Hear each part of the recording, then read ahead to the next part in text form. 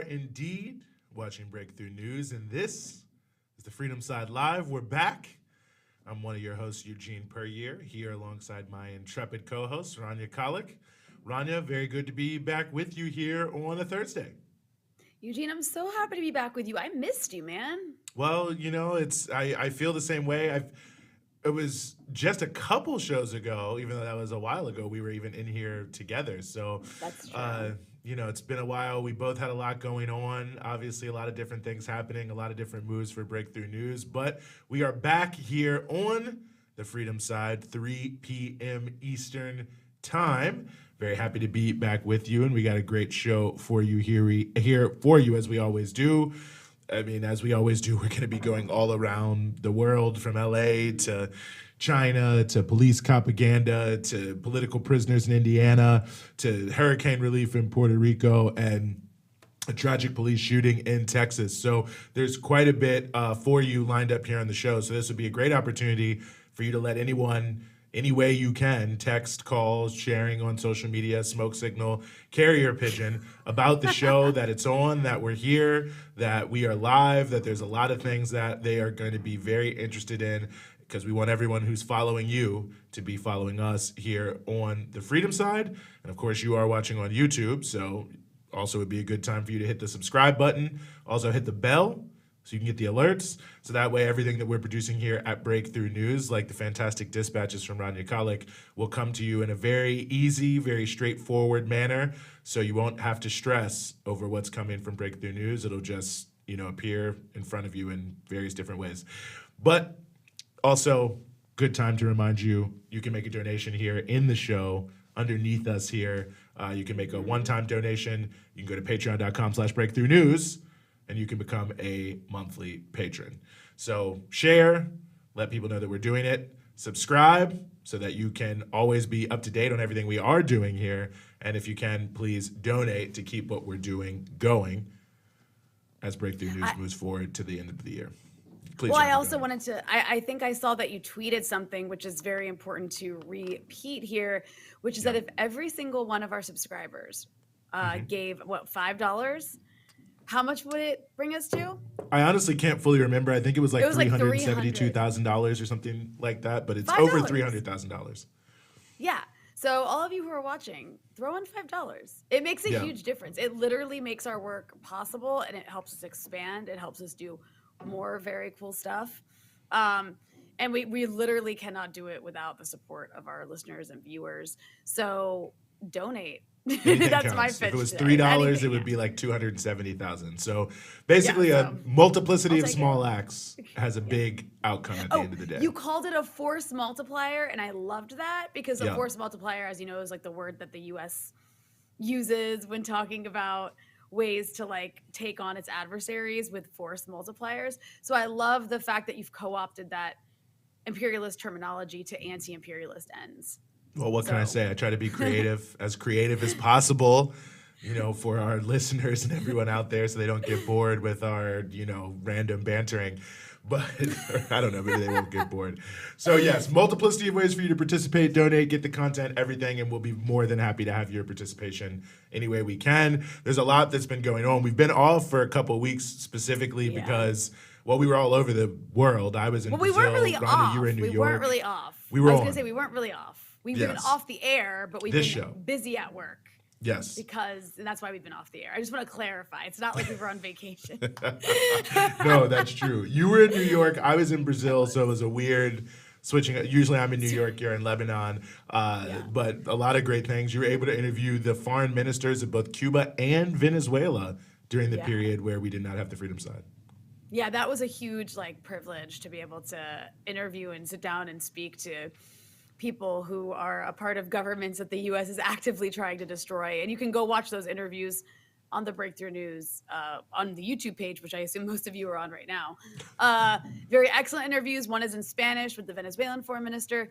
The Cuban foreign minister did an interview in English, which was pretty cool. Yeah, Bruno Rodriguez. And these are people who we don't usually get to hear from in the English media in general, because U.S. media outlets don't like to give platforms or voices to, give an opportunity for any of these people to actually give their side of the story. So that was a pretty cool experience. Also, the first time the Venezuelan foreign minister actually sat down with an English language or an American outlet.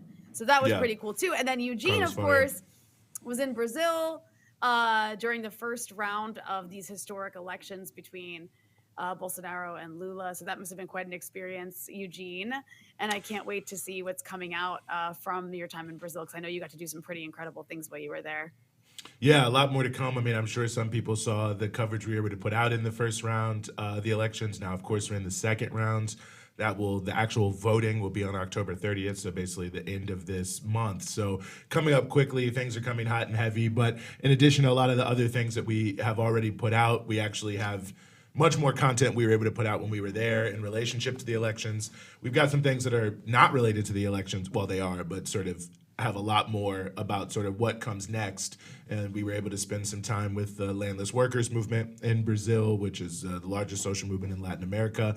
But, hearing a lot about not only their work to put together a highly sustainable agroecological approach, collective, cooperative approach to farming and agriculture, but really what they think a Lula presidency will do in terms of opening up the space for transformative change in the country of Brazil. So yeah, I mean, it was amazing. It was an amazing trip. It's in a way we'd be here all day if I was gonna, give you the whole rundown, but it's another reason to subscribe to the channel and hit the bell and get the alerts, because we are going to be continuing to work to put things out and interview people and talk to folks as things move forward, and really just try to help cover it. Huge implications for the world, huge implications for Latin America, obviously huge implications for Brazil, the country in which the election is taking place. So there's a lot riding on what's going to happen there on October 30th. I don't know if it's going to be a huge surprise to anyone what happens. It seems that there's a pretty consistent trend, but nevertheless, a lot of hot, serious, dirty campaigning going on right now in Brazil.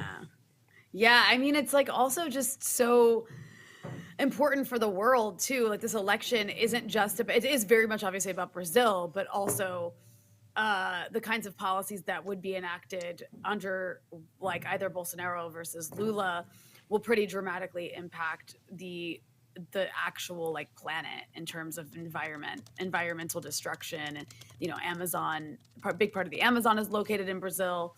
It's the lungs of the earth. So there's a lot of reasons for people to care about this election, even if you're not in Brazil.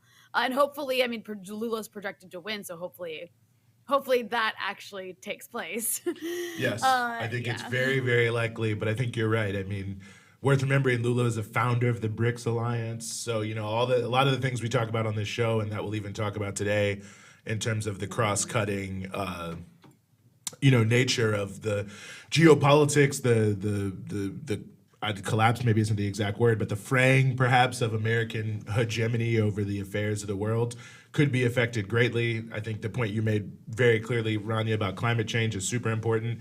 And let's not forget, we now have, Gustavo Petro and Francia Marquez in the position of Colombia, who have made a big point as well of wanting to make a big push around sustainable policies. The same is true of countries like Cuba, also countries like Bolivia, Venezuela, so, Chile as well. So there's a growing consensus, I think, around a new type of politics in Latin America, and it has different gradations to it. It has different sort of more radical, more mainstream type elements to it. So, a lot of these movements, individuals, administrations are not all on the same page, but it does seem that the vast majority of governments, from the Rio Grande to the Tierra del Fuego, are wanting to move away from the neoliberal Chicago boys, right-wing austerity type policies. But of course, in many countries like Brazil, there's still very strong, right-wing religious movements, conservative movements, very much linked to the top elites, very much linked to the historical agenda of racism that comes from the history of genocide and slavery. So it's not as if there aren't challenges happening in the world, but I think there's a lot of really interesting things happening in the Western Hemisphere in terms of, creating a social pole for the world, not just what people are against, the sort of U.S. Multilateral institution-driven type of austerity economies, but what people are for in terms of what can be different. And I know that I'm so excited to hear more about that. I think it's really important, like the regional consequences for all of this. Oh, I don't know what just happened, but it looks like, did I lose Eugene? It's possible I did. She thinks that I'm gone because no one said anything to her. Hi. Yeah, go ahead. Oh, You didn't okay, lose me. hello. I thought I lost you for a second. I thought They just you abandoned isolated me. you because I thought I everyone was really wants to abandoned. see you. You're the star. They just got me Fair out of the enough. way. I was gonna say real quick before we end up moving to our first guest. I wanted to say I'm very excited that Lebanon will not be going to war this month. It appears. Yes. I don't. In the month, there's still time left in the month, but I'm pretty sure a war won't be happening. Lebanon and Israel have signed a maritime border agreement. Around the gas issue, correct? Around the gas issue, right? Which, by the way, only happened because Hezbollah threatened to make sure that neither Israel nor Lebanon gets gas if Israel dares to start extracting from what are considered Lebanese waters before there's any sort of negotiation. And what's the substance of the deal they signed? The substance of the deal is that Lebanon gets a big portion called Kana that actually is in Lebanese water, and there's a portion called Karish. That part of it is technically Lebanese waters, but most of it is technically, if you want to, call it Palestine, Israel, whatever waters that internationally would be recognized as belonging to Israel. So had it not been for Hezbollah, Lebanon wouldn't have gotten anything. Like Israel would have just taken all of the Kana waters. And this is very important for Lebanon because it gives it a source of revenue. There's supposed to be a lot of gas there. But also, more importantly, it's interesting that like so many people talking about this issue are denying that Hezbollah had anything to do with it when literally it's the only reason Israel even negotiated with Lebanon. Otherwise, like, why would they bother? They just take what they want when they can, if nobody's willing to fight for it. So anyways, excited. I'm just excited. I just want to note that there won't be a war. Yeah. I'm happy well, there that's won't be a war very good. Well, for hopefully, now. fingers crossed. Postponed, prevented, however you want to see it. But anyways. Yeah, no, well, it's obviously reaching a existential level given that Europe desperately needs gas. So anyone who potentially has access to it can make a lot of money. There's no doubt about that. And certainly I think Israel, that's a big piece of how they think they're going to maintain their relevance moving forward. But yes, that is good news. Very good news. It's always good news never to have a war, that's for sure. But it feels like Lebanon is one of those countries where it's always on a knife's edge, Oh, yeah. Yeah, everybody there is always concerned. And, there is always this concern whenever the summertime comes that there's going to be a war just because it's the summertime. And the last war was in the summertime. Yeah. But that's it. But no, people have legitimate reasons to kind of fear instability. It is, in a very weak position economically, obviously, very harsh economic collapse in that country. So it's all right. not Well, to have I think, a war. Yeah, no, absolutely. I'm sorry to cut you off there. I misjudged No. your cadence. But swing into our first story here, which is one people may have seen something about, and that is the scandal roiling the city of Los Angeles. And, it's gotten all the way up to President Biden in terms of politicians in Los Angeles who were caught on a hot mic saying some extraordinarily racist things towards Black people, towards Indigenous people in Mexico, people from the state of Oaxaca. Really many more people. Some really disgusting things. And we are very honored to be joined as we continue with this story by Dr. Melina Abdullah, who's co-founder of Black Lives Matter Los Angeles, an organizer with Black Lives Matter Grassroots, and a professor of Pan-African Studies at Cal State LA. Dr. Abdullah, thank you so much for being with us. Thank you so much for having me. Well, the pleasure is all ours. And I think that, this scandal has really reverberated all around the country. It hits on, so many different elements, of the relationships between the Black community, the Latino community, the issues of gerrymandering. There's so much there. But I guess my first question for you is, how surprised were you to hear that this happened? Does it feel that this is indicative of a broader trend, or, just a handful of people with racist ideas airing them when they thought they were in private? Yeah, I think I was surprised that it was leaked. We know that anti-Blackness in the city of Los Angeles, but also all across the country, runs deep. That's what Black Lives Matter is about pushing back against anti-Blackness, state-sanctioned violence that includes the killings of our people at the hands of police, but also includes violence like trying to strip away the Blackest city council district in the city of all of its resources and assets. It also includes the undermining of Black political power and the denigration of Black organizing. One of the things I think that we've seen in media is a real zeroing in on the horrific things that Nury Martinez, the now former city council president, said about the 2-year-old Black son of another city council member, when I don't even want to repeat what she said, but they were terrible things, especially to be hurled in the direction of a 2-year-old baby. I don't even want to call Jacob a child, because at 2 years old, you're not even a child yet, right? People have been zeroing in on that, and they should. And they should also be looking at what Kevin de León, who's hanging on to his city council seat despite calls for him to step down, what he said about Black movement, how he said it's all the Wizard of Oz and there's really only 25 Black people yelling. We should be offended and outraged, and we should take action. And we have been taking action to get all 4 of those who were involved in this conversation to step down from their posts. So we are 2 down, 2 to go, and we intend to get them all out of those positions. Finally, I'll just offer, in this long response to your short question, I'll just offer that it's not just those 4, right? That those 4 are actually considered to be the most tame. You know, I had drinks more than once with Nury Martinez, right? Ron Herrera, the former president of the LA County Federation of Labor, is sadly probably the best we got in terms of labor leadership. He has Black grandchildren, right? Kevin de León was a student in my class. Gil Cedillo has a relationship with Black organizing that dates back to the 1960s. So these aren't 4 like rampant racists, right? In fact, when we think about city council, the person who just replaced Nury Martinez as acting city council president, his name is Mitch O'Farrell, and he's actually far more overtly and blatantly racist than Nury Martinez is. And so what we're demanding is a fundamental cultural shift. This is a time for overhaul. This is a time to demand racial justice that begins with the removal of these 4, but also gets into questions like policies and redistricting and how these kinds of spaces of power are built in the first place. You know, I think that that's so important to, bring it to the big picture element of this, which is the structural and cultural issues we're speaking about here.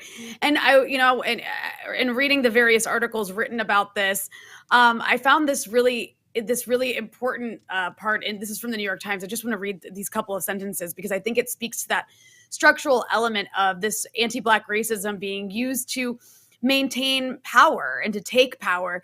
So it says, in the meeting, which was secretly recorded, the 3 council members and Mr. Herrera spoke about strategies for ensuring that council districts would be redrawn so that Latino leaders would have key blocks of voters within their districts, as well as, quote, assets like airports that can enhance an office holder's political influence and fundraising ability.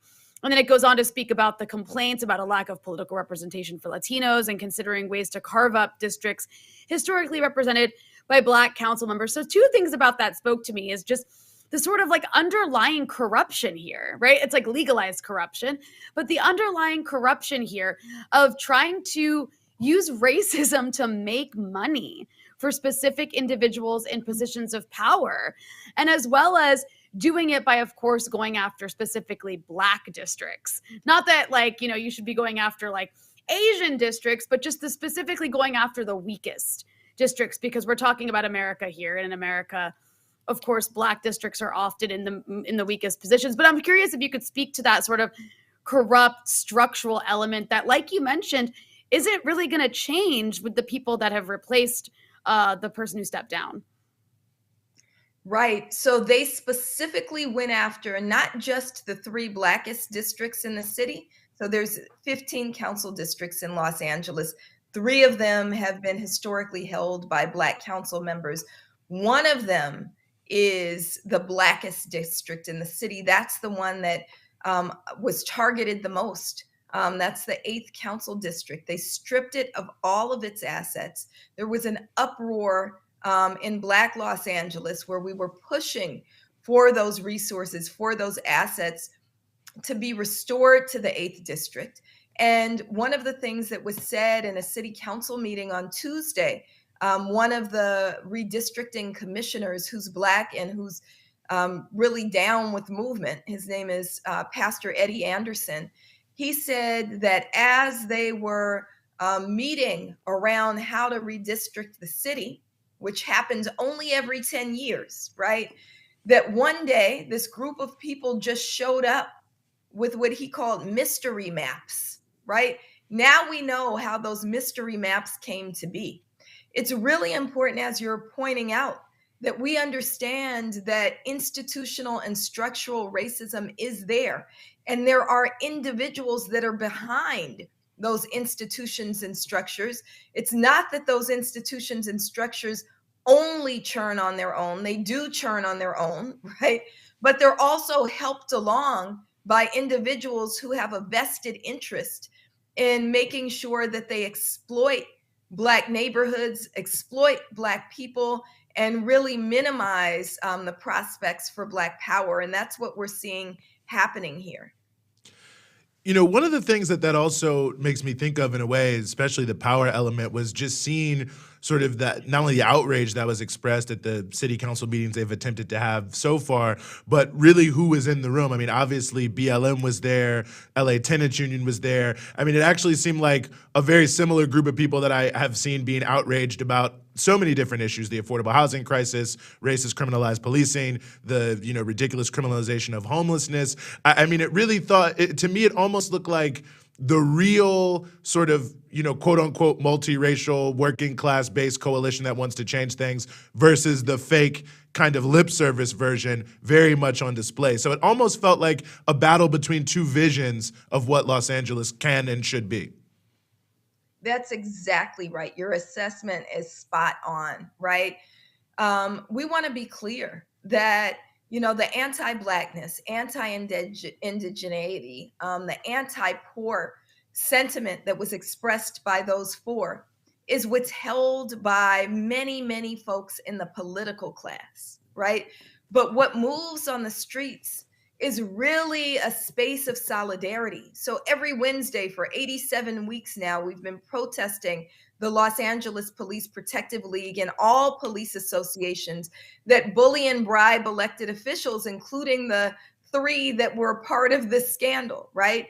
And when you go out to those demonstrations, you see Black folks and brown folks and Indigenous folks and Asian folks and radical white folks all there in solidarity. You hear families like Waukesha Wilson's family and Sky Young's family and John Horton's family standing with Vanessa Marquez's family, standing with Melly Corrado's family and Anthony Vargas's family. So you're absolutely right. There are 2 approaches. Let me also offer some hope that, when we look at this last election and when we look at what people will vote on in November, it's not the timid, it's not the ones who express coalition in name only that won the primaries, right? Who won in the primaries are those who have a shared vision of a city and of a world where everybody has housing, where everybody has, basic things like mental health resources, right? We got to be clear that Kenneth Mejia, who's running for city council, is with us every Wednesday saying defund the police. That Faisal Gill, who's running for city attorney, has pledged to investigate not just these 4, but every single policy that they've touched if he wins as city attorney. That Gil Cedillo was on his way out. One of the 3 council members was on his way out anyway because he lost his seat to a radical abolitionist Latina named Ionesis Hernandez, right? And so we should be hopeful and we should use this moment to push for more. Finally, I'll just offer that Sunday, the tapes came out. Monday, 68 Black organizers got together on a marathon call and came up with very clear demands. Those can be found at tinyurl.com/BlackLA2022. They included everything from getting those 4 out of office or out of their seats to removing police associations from the County Federation of Labor. On that call was, of course, as you mentioned, the usual folks like Black Lives Matter, like LA CAN, like the LA Black Workers Center. But also on the call was pretty much every Black pastor in the city. Los Angeles Metropolitan Churches was on there. The NAACP was on there. Southern Christian Leadership Conference was on there. And so I think that this moment of outrage has also forced those who don't want to be tied to that political class to embrace vision and to move left. Well, it's always good to have a note of hope, and I think out of all of these controversies, sometimes they can be the most generative types of moments. But Dr. Abdullah, as always, we are really honored to have you give us some of your time and analysis here on the Freedom Side. Thank you so much. Wow. Yeah. I mean, it's really amazing some of the things these people were willing to say. 2022. It's 2022. Like it's Wow. No, I know. I mean, it's really, and I didn't realize the young child was 2. For some reason, I thought he was 5. Not that would make it any better. Because they called him a child, probably because they called him a child, and that in your mind you envision like you're thinking a 5, 6, something like that. But 2 not makes like it even toddler. more ridiculous, honestly. But it is a good reminder, I think, of how venal a lot of these people are in these positions of power, and almost everything they do is transactional. And in a city like LA that does have a lot of working class progressive people, let's not forget Bernie Sanders, for instance, dominated the primaries in LA. And as Dr. Abdullah pointed out, a lot of radical candidates, more progressive candidates won in the primaries there, and so on and so forth. A lot of these people pretend, they try to say as much of the right thing as they can, but then again, behind closed doors, you see what they really think and what they're really doing. And I think that's it's an important lesson. I can say that much.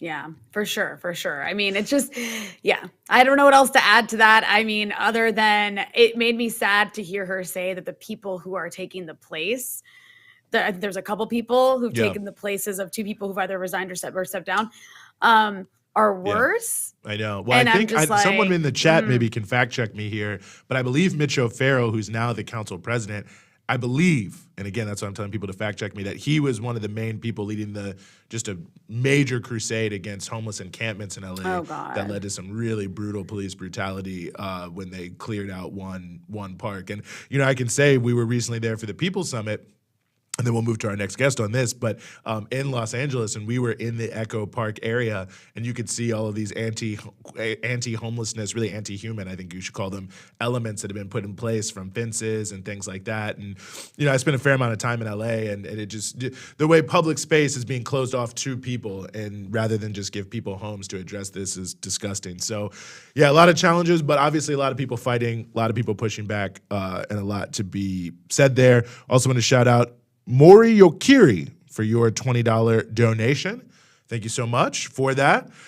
Now we're going to go across the Pacific Ocean to the People's Republic of China, which has some big political events coming up here very soon. The 20th Congress of the the Communist Party of China, 101 years old. And to discuss a lot about that and what it says about where the country may be headed, we are very honored to be joined once again by Tings Chok, who is a researcher at the Tricontinental Institute and a member of the essential Dongsheng News Collective, which is covering everything China week to week. Tings, as always, thanks so much for being with us. It's always a pleasure to join you both. Well, let me just start here. I think most Americans, probably to the extent they've seen this, know that there's a big meeting of people in China who are politically in leadership. But give us maybe a sense of, what are these Chinese Communist Party congresses? What kind of things are decided there, or maybe have been decided in the past? Maybe just like some framing for what these meetings are, what they do, and then we can, I think, get into maybe more of what to expect from this particular meeting coming up next week. Sure. I mean, it's a big question. I'm here in Beijing and we're all trying to figure it all out. But I think in order for us to sort of look forward, or even what's going on in the next few days, we have to look back a little bit at what the last 2 Congresses have really, steered the country in, so we can understand this moment we're living in. And so, taking us back to 10 years ago, Xi Jinping was elected the general secretary of the CPC, and it kind of marked what's called the new era in China. So I want to bring a couple of things of what's been achieved over the last 10 years. And it's not, I could go into, the economy doubled, since 2012, or, some of the different gains socially, environmentally. But I want to point to one really important thing, which is the last speech that Hu Jintao, the former president, gave, which was kind of like the handing over of the baton to Xi Jinping. And in that speech, he mentioned corruption 16 times. And he actually said some very strong words, saying that, and I quote, "If the party fails to handle this issue of corruption, then this could cause the collapse of the party and the fall of the state." These are really strong words. And it's kind of funny to start there, but I think this really marks what the last two terms have really shown, which is a big effort on this question of corruption.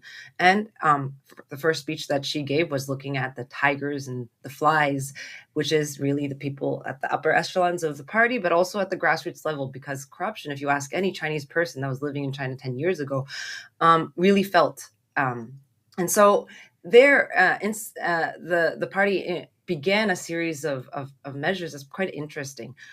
First of all, it was to look at, a cleanup of the party, things of exuberance, the kind of extravagance that was marked by the party.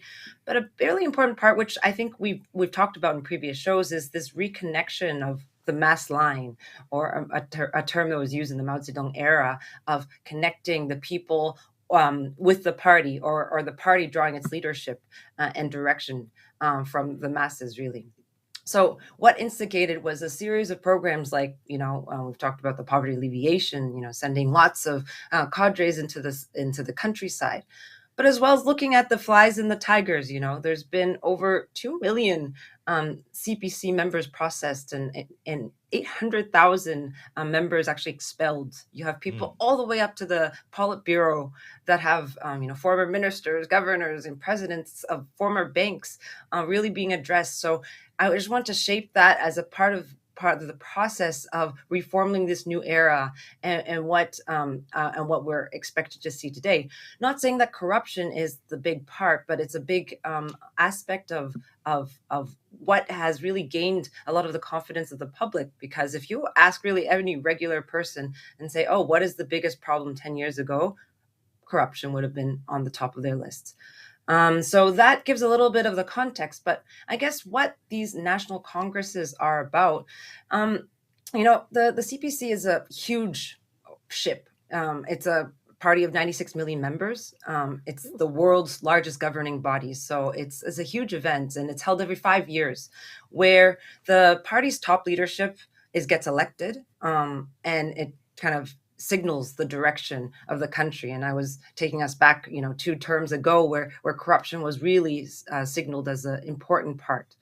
But there's a huge process that actually takes place over the course of the year. It's not just this event. The year before, there's different kind of what's called electoral committees, could be at the provincial levels or various sectors, that they have their kind of process of nominating candidates, reviewing nominations, voting in their electoral units, and then they kind of select, all in total, over 2,000 delegates that will attend this Congress. And the role of these delegates at this Congress is basically to elect the levels of leadership above them. So above that is the Central Committee, which is about 300 members. Above that is the Politburo of 25 members. And at the very top is the Standing Committee. That's quite a bit of jargon, but I think what's important to know is this is actually a large consultative process that takes on actually years and months of work to arrive at this week-long conference.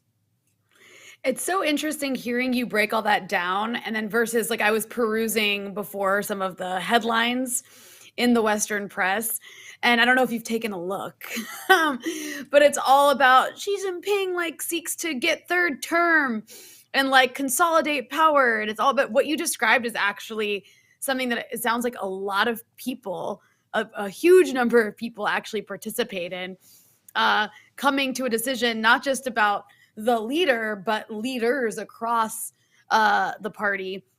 So not just the leader of China, but I'm just curious about like the conversation that will be had, maybe is being had, about sort of global politics as this is happening. I can't imagine it's like separate, right? It's like you can't separate what's happening internally in China with what's happening outside, especially when you have countries like the UK and the US within this week alone saying that China is a national security threat.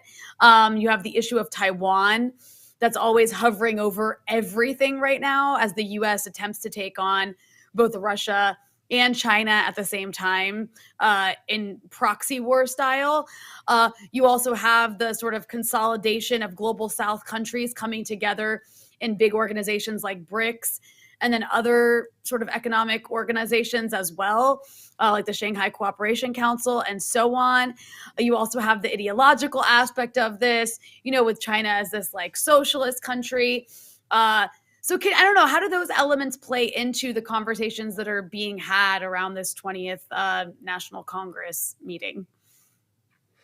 Yeah, I mean, absolutely. I mean, just a few days ago, by the adding to the list of Biden sanctions that keeps on growing that we can't really keep tabs on anymore, we have the new export control policy on artificial intelligence and the whole chip battle. And this comes off of a series of legislation like the CHIPS Act, right, to kind of target these so-called choke points of China.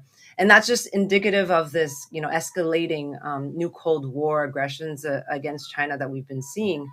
But on the other hand, and I'm glad you brought up, BRICS and SCO and sort of another, I think, movement that is happening that China's playing a key role in. And I want to just point back to, Xi's first international visit since the pandemic, just a couple of weeks ago, when he went to Samarkand, Uzbekistan.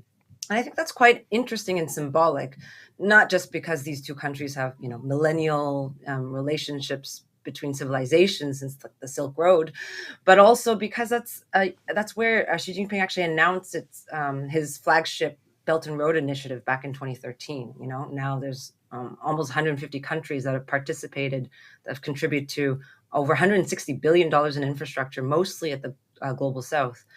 And so that was at the meeting of the SCO, right? And the SCO, though maybe not a lot of listeners necessarily know about it, but I mean, these 9 Eurasian countries represent, a quarter of the world's GDP and over 40% of the world's population. And I mean, just as a comparison, the G7, and that, represents 50% of the global wealth, is only 10% of the world population. Wow. So right. What this means, I think it's a really strong signal beyond economic terms, is around these new blocks and a potential to challenge U.S. imperialism and hegemony, And I think one of the key words that came out of that conference is around mutual development, mutual existence, and it harkens back, I think, to a long history of third world solidarity we've seen, back to the Bandung spirit of the Afro-Asian Conference in Indonesia, the non-aligned movement. I think there is a moment right now we're looking at a new alignment of forces that is looking for a different multipolar or peaceful coexistence future that is less about war and aggression and one about, mutual development. No, I think that's a very well taken point. And I think certainly, in the context of everything happening all around the world, we were talking at the top of this show about Brazil's election and, what that could mean for the sort of global balance of forces. And it really seems China's sort of anchoring role in being able to provide the possibility of a different way of looking at things is just becoming a bigger and bigger factor in the country. And one of the things that really struck me, too, about the conversation around the party Congress, and certainly one that I know the party is putting emphasis on, is, the increased level of diversity, certainly from national minorities, also from women.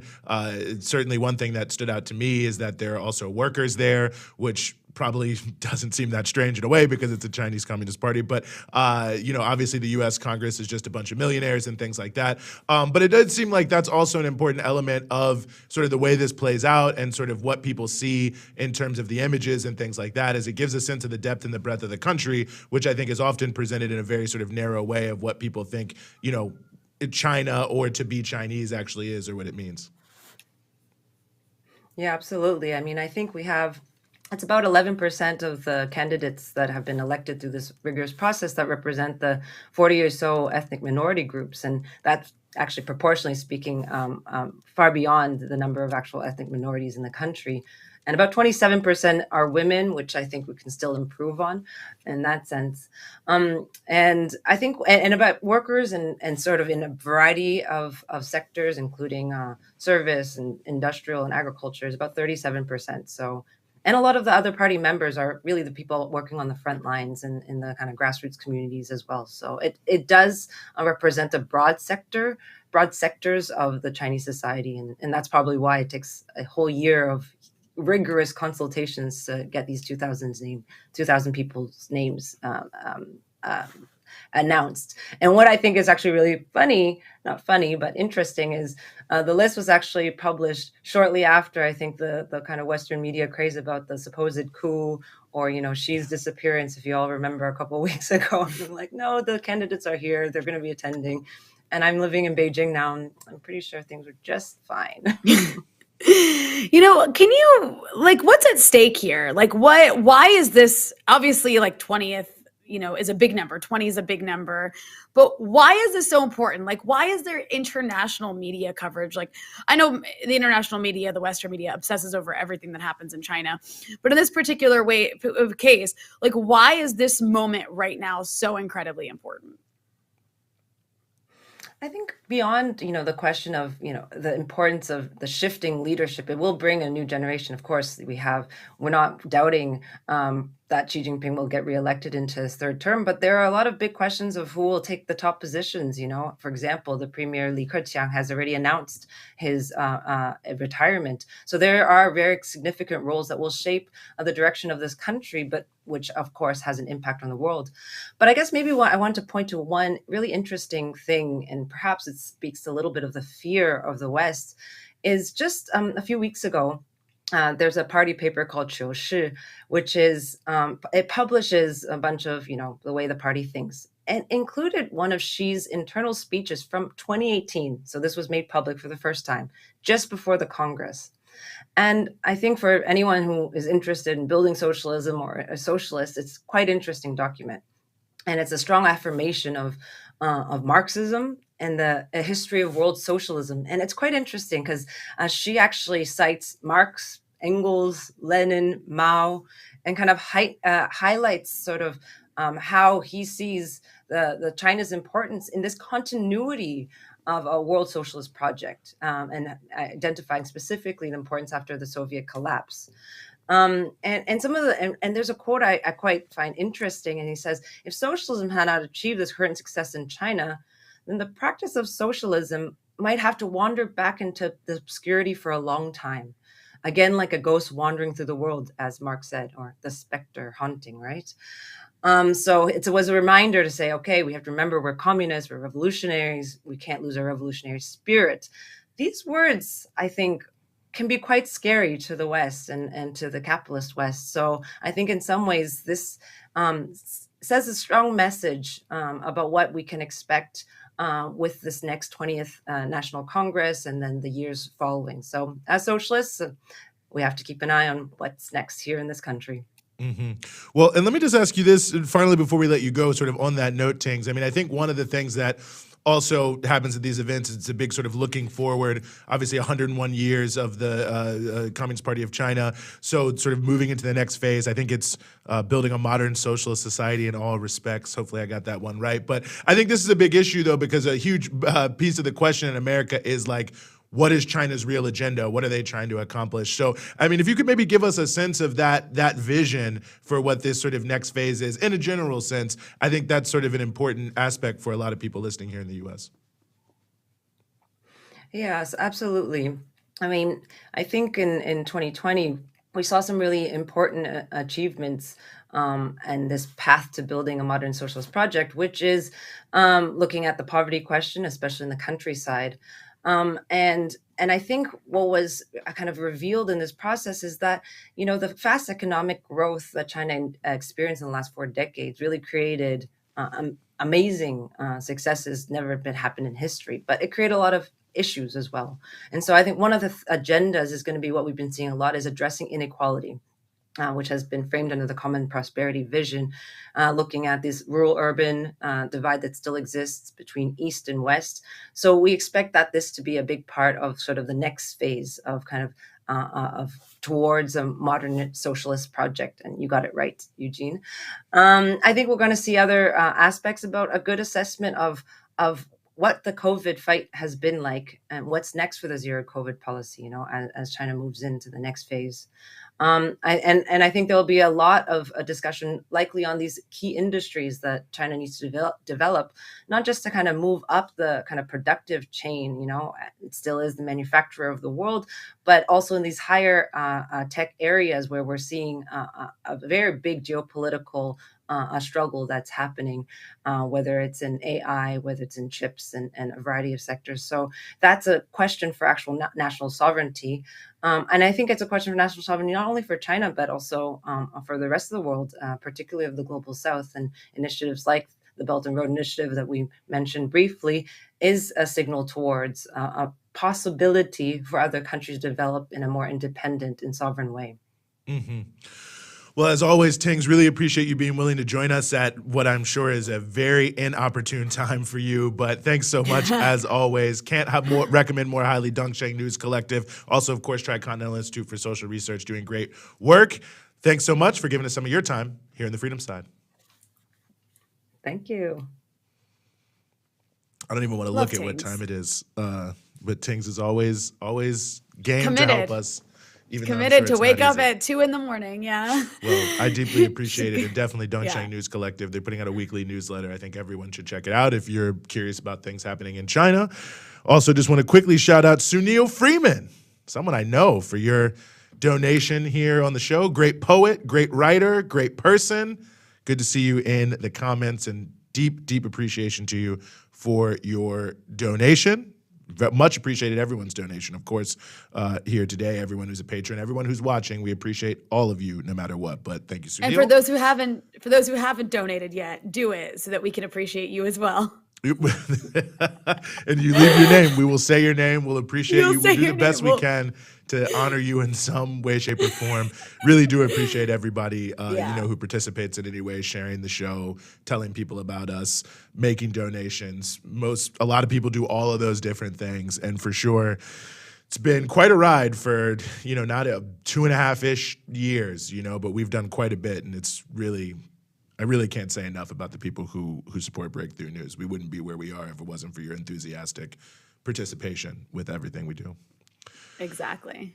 Well, Rania, we want to turn back here to the United States to a so-called hot button issue. I kind of hate that phrase, but nevertheless a big one. And that is the issue of quote-unquote crime and policing, which of course is becoming a bigger and bigger issue because we're getting closer and closer to the election. So funny how that tends to happen. But a lot of misinformation out there for sure, but it's doing a lot to shape how people view the political choices in front of them in the country. And we are very honored to be joined as we continue this conversation by Kia Duggins, who's an attorney who litigates against police abuse and unconstitutional bail practices with the Civil Rights Corps. Kia, thank you so much for being with us.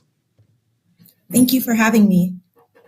Well, the pleasure is all ours. And here we are. We're about 3 weeks away from the midterm elections in the U.S. So, of course, everything, there's quite a bit. I was on the RNC Research Twitter the other day, which they put out these little hit pieces. And like 90% of the stuff, of course, is about quote-unquote crime. So my first question for you, I guess, is maybe a framing question. I mean, it feels that this is an issue that is obviously ever present. Public safety is something that concerns everyone, but it feels that it's just a conversation that is completely dominated only by one side, and the perception that is put forward is deeply blinkered. So, I mean, how problematic, I don't know if I should ask you on a scale of 1 to 10, do you think the mass media, mainstream media discourse is on these issues? Thank you for that question. I do think that the mainstream discourse is problematic, mostly because I think that we have a lot of shared values. I think that there are a lot of people, most people, care about their own safety, care about the safety of their communities. And so everybody cares about public safety. And where the conversation diverges is talking about what do we mean when we say public safety, what actually makes us feel safe and free, and what makes a society safe and free. And so the current conversation that centers around policing and jailing people is problematic, because I think if you asked most people what makes them feel safe and free and asked them to tell a story about when they felt safe or free, they would not have police or cages in that story.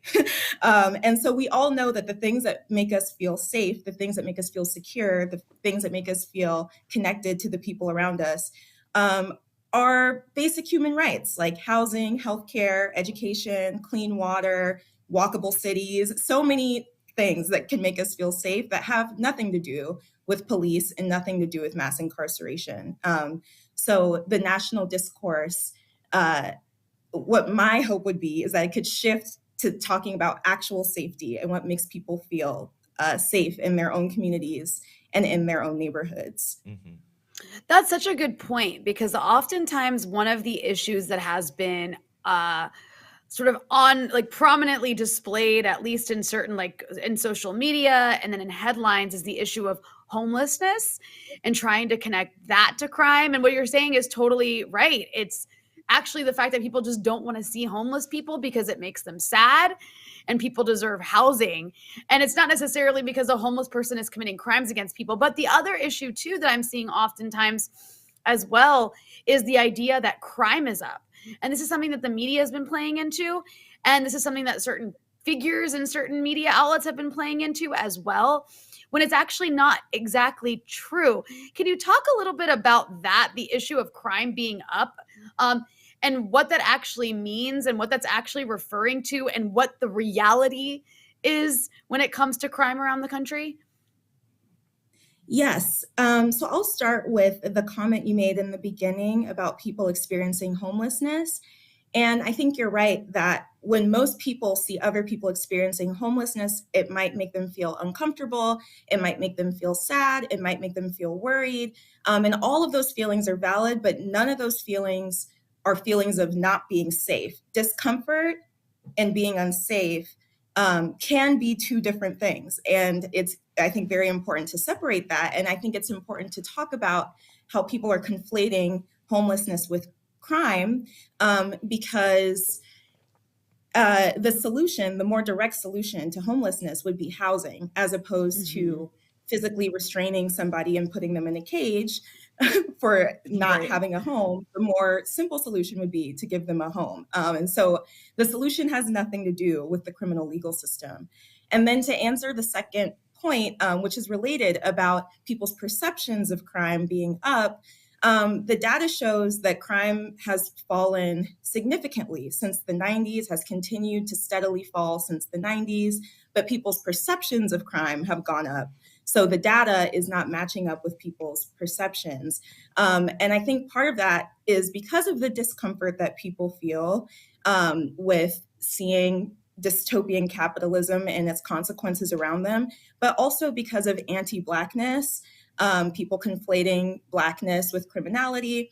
And so I think it's important to debunk these things. You know, most of the calls that people make to police, according to a study that was done between 2019 and 2021, are not about violent crime. In fact, I think fewer than 3% of calls to 911 are about violent crime. They're mostly about abandoned cars, people with mental health issues, things like that, a missing cat. And so there's so many other creative solutions that we could apply to the problems that people are actually facing in their lives that have nothing to do with police or cages.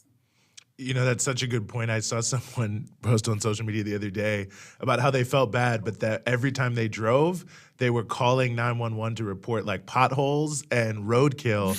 And they were just like, oh, you know, it's the easiest number to dial to report something because you can just hit the little button on your phone.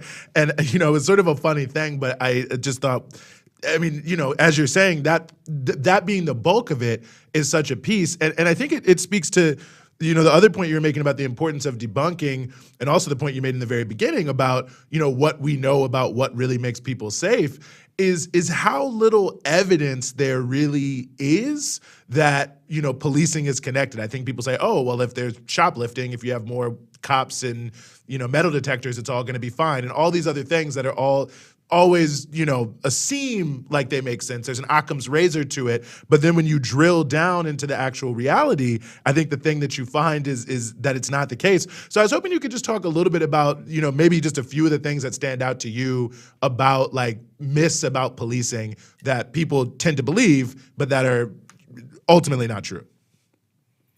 Yes. So I would say once again that people, I think, come to these feelings about policing. A lot of people come to these feelings because they genuinely are concerned about their own safety, of the safety of their loved ones.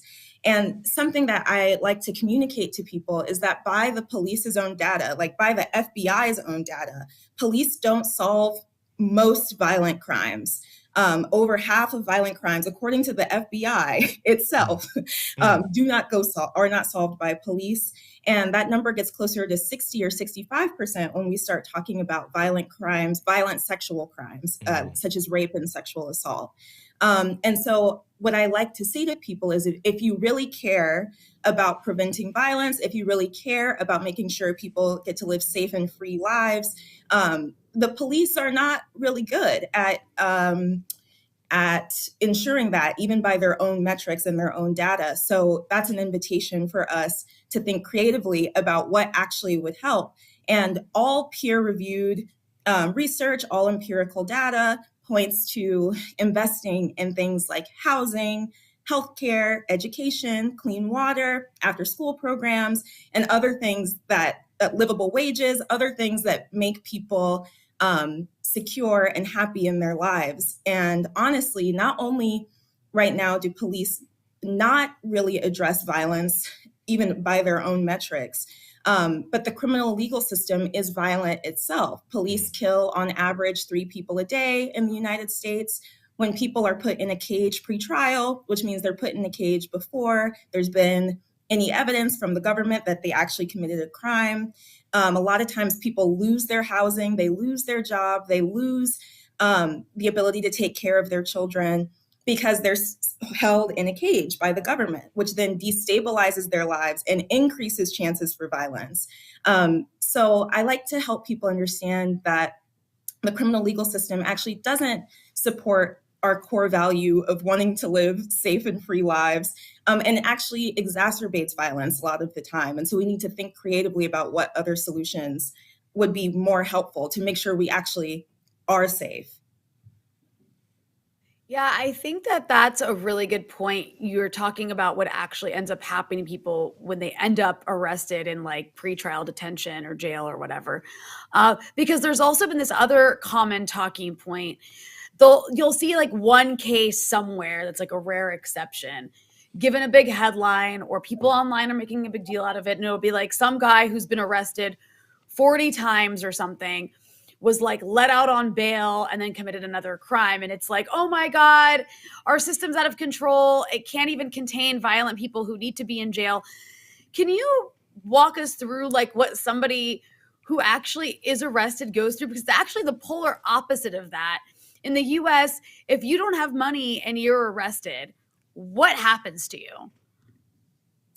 Yes, that's a great question. So when you are arrested in the United States, it's important to note that most criminal legal systems are at the city, municipal, or county level. So they vary throughout the United States. But generally, when people are arrested, they have to go to an initial hearing where the judge wants to make them promise that they will come back to court for their trial and for all the other court hearings. And in the past, up until the very recent past, people used to be able to just promise that they will come back to court and that was it. And they would go on and live their lives. But in very recent history, about the last 50 years or so, judges have started attaching money, like a deposit, to that promise, saying you have to pay and you'll get your money back if you come to court, to back that promise up. If you can't pay that deposit, then you sit in a cage. If you can pay that deposit, even if you're accused of the same crime, then you get to go free. So it's wealth-based detention. And what that means is, like I said earlier, if you're sitting in a cage for weeks and months and years waiting for your trial, you lose your housing, job, children, ability to study, all of these things. So it completely destabilizes people's lives simply because they can't afford an arbitrary number that was just supposed to be a promise that they would come back to court. And so the headlines that we're seeing, like I really like the example you gave of these headlines where they say somebody was arrested 40 times and then they, whatever. And to me, that should be a ding on the criminal legal system, because it's like, well, clearly arresting them is not keeping us safe. If you had to do it 40 times, then maybe we need to try something else. Maybe arresting them, putting them in cages is not helpful here if we had to do it 40 times. And also, I think it's important to ground ourselves and remember that everybody who's in jail pre-trial is still legally innocent. The government has not presented evidence of guilt. And so it is a very scary and violent prospect to think that the government is allowed to physically restrain your body in a cage without any evidence, simply because they want to make sure you come back to court. I don't think that's what a safe and free society looks like. And so that's why we actually advocate for people to be released pre-trial so they can get back to their lives and contribute to their communities and be innocent until proven guilty. Mm-hmm. Yeah, I lived in D.C. for 15 years where there is not cash bail, and almost everyone comes back every single time. I mean, it's like a totally fake problem, but here we are. And I want to just, come back to that and underline a point you raised earlier about, the role of anti-blackness and racism in the context of this, because, one other thing I often think about when I think about this conversation is you just see a million images of Black people who have allegedly done something. But we know that there is a huge amount of wage theft in the country. I don't know if I've ever seen a photo of someone in a newspaper, even when the article is about wage theft, of like who did it. There's no humanization of these rich people stealing people's money. But, when it comes to someone who allegedly stole something out of a store, they're going to make sure that the camera footage from inside the store is everywhere. And it just feels like that goes to so much to just not only your preconceived notions, but then to further fuel the perception that other people have about who the quote unquote criminal classes. Yes, that's exactly right. I think that the media plays a large role in promoting these ideas about Black criminality. I think a relatively recent example of how media's portrayals, inaccurate portrayals of Black criminality actually had very devastating effects on the Black community is in the 1990s, when the Clintons were promoting the super predator idea, saying that young Black kids were like less than human. And so many people now today have watched, the Netflix documentary Central Park 5 and see how that played out and see how that harmed so many Black people by having that perception that Black people are less than human and Black people are inherently criminal and that Black people need to be physically restrained in order for everybody else to be safe. And on an even deeper note, our criminal legal system, specifically policing, was designed specifically to control Black people. Policing has evolved from slave patrols and also, evolved from slave patrols. And so there's inherent anti-Blackness in the system as it is, which is also harmful, which is also, once again, another invitation to think about, what can we do? What is something else we can do? Because this is clearly not working and it's causing a lot of harm to a lot of communities, especially when there's other people who are doing very harmful things, wage theft, the people who were involved in the 2008 financial crisis, people who are poisoning our environment and causing pollution and dirty water and things like that, are causing harm on massive scales. And we are not having these big news articles about them or mugshots or anything like that. And so I think so much of our criminal legal system is designed as a tool for protecting the interests of the ruling class. And it's important to question that and think, what can we do to make sure that we, in our own lives, from our own positionality, are all safe and free? And the answers to that, I think, are very creative and very simple at the same time. Mm-hmm. Well, Kia, very informative, great conversation. Really appreciate it. I'm sure you have many, many things going on. So thanks so much for giving us some of your time to help sort through all this here on the Freedom Side. Thank you. Mm-hmm. So I have an idea, Eugene. Okay. I think that we should do a thing at Breakthrough News where we do like news articles about but put like a picture of a CEO like it's a mugshot and be like wage theft reported like at this place and just have like their face on the front. We should find I their love that faces. You know, idea. the Economic Policy Institute does a newsletter actually specifically about this. I don't know if it's once a month or once every few months or once a quarter or something, but basically they just like list a bunch of enforcement actions against companies, and it's mainly wage theft, but also other forms of workers' rights violations. And they really do it just to give a sense of how rampant the criminality is. But just to give people a sense, there's more wage theft in a year than all other forms of theft combined. So That's you put wild. all the gas station robberies, the bank robberies, the people who get their wallet stolen on the street, all of that. You put all of that together, and it's less money, actually significantly less money, than the amount of money that's stolen in people's wages every single year, which should give you a sense. And we actually don't And even why is it really know stolen? how many Why- people... Like when you say wage theft, what do you mean? Wage theft? Explain like Exactly what it sounds like. It's you're supposed to get paid $5 and they give you $3. And wage theft is very, very common, actually. I mean, we don't even know how bad it is because most people don't report it. Amongst undocumented workers is where it tends to be the worst because obviously they know people aren't going to say anything. I, had the opportunity when I lived in D.C. to work around some advocacy around a bill around wage theft, and it was amazing to hear people's stories if they would get paid to like lay concrete on a path in front of a house, and then the person would show up at the end of the day and say, oh, you did an S shape, and I told you to do like a straight line, even though they told them to do an S shape, and they're like, so I'm not going to pay you. And it was, really that big, but it also is big with tips, and tipped workers are frequently having their tips stolen. That's a form of wage theft as well. So it happens on a number of different levels, but it's very, very common. It's billions of dollars that get stolen vis-a-vis wage theft. It's more than any other form of theft, all other forms of theft combined. So it's one of the biggest crimes happening in America. And even when you see a story about it, 9 times out of 10, it'll just be like the sign of the company, if that, but never Right. some sort of perp walk type thing for the people who are engaged in it. But really, really pernicious stuff, and it's obviously so terrible for the most vulnerable workers, where it tends to be the most rampant. Yeah, unbelievable, man. Unbelievable. Indeed. Well, I want to go to another story here. State of Indiana. Well, I don't know. As we always say, are these things unbelievable or just outrageous or both? But that's the case of the Pendleton Two political prisoners in Indiana, and we're going to get into the whole piece, but they are seeking their freedom now after decades in prison, including decades in solitary confinement. We're very honored to be joined as we continue the show by Two Black, who is a communications representative for the Defense Committee for the Pendleton Two, a poet and organizer, and the host of the Black Miss podcast, which I can highly recommend. Black, appreciate you joining us here on the show. Thanks for having me.